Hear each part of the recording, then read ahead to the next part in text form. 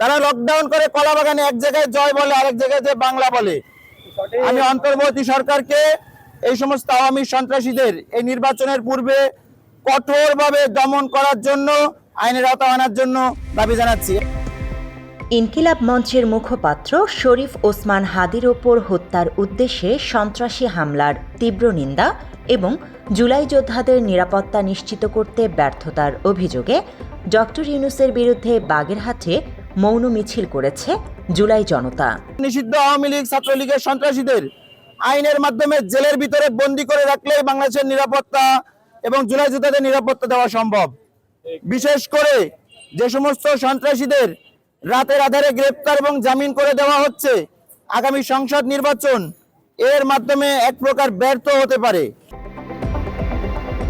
শনিবার সন্ধ্যা ৭টায় জুলাই যোদ্ধা ও ছাত্রদল নেতা শেখ আল মামুনের নেতৃত্বে বাগেরহাট শহরের বিভিন্ন গুরুত্বপূর্ণ সড়ক প্রদক্ষিণ করে মৌন মিছিলটি।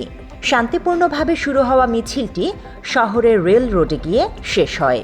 আমরা প্রতিবাদ স্বরূপ এখানে উপস্থিত হয়েছি আমাদের জুলাই বিপ্লবের অগ্রনায়ক, মহানায়ক যাকে আমরা ধারণ করি, যে হাদি ভাই বাংলাদেশের স্বাধীনতা ও সার্বভৌমত্ব রক্ষার অতন্ত্র প্রহরী, যে জুলাই বিপ্লবকে বুকে ধারণ করে লালন করে এই বাংলাদেশ থেকে কালচারাল ফ্যাসিস্ট সহ সকল প্রকার ফ্যাসিবাদী আচরণ কালচার রুখে দিতে চায়, সেই হাদি ভাইয়ের উপর তফসিল ঘোষণার পরেই এরকম হামলা নিশ্চয়ই নির্বাচন বানচালের একটা ষড়যন্ত্র।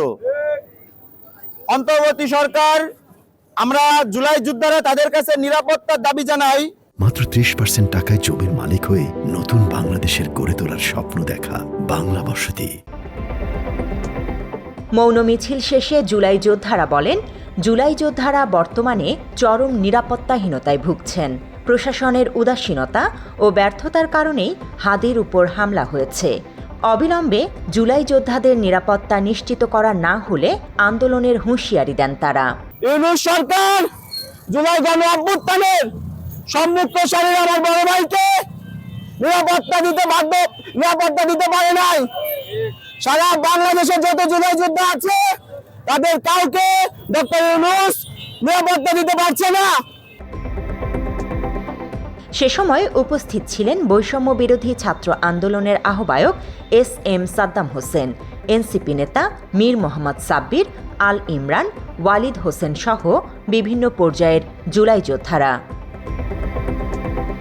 Desk report, Bangla addition.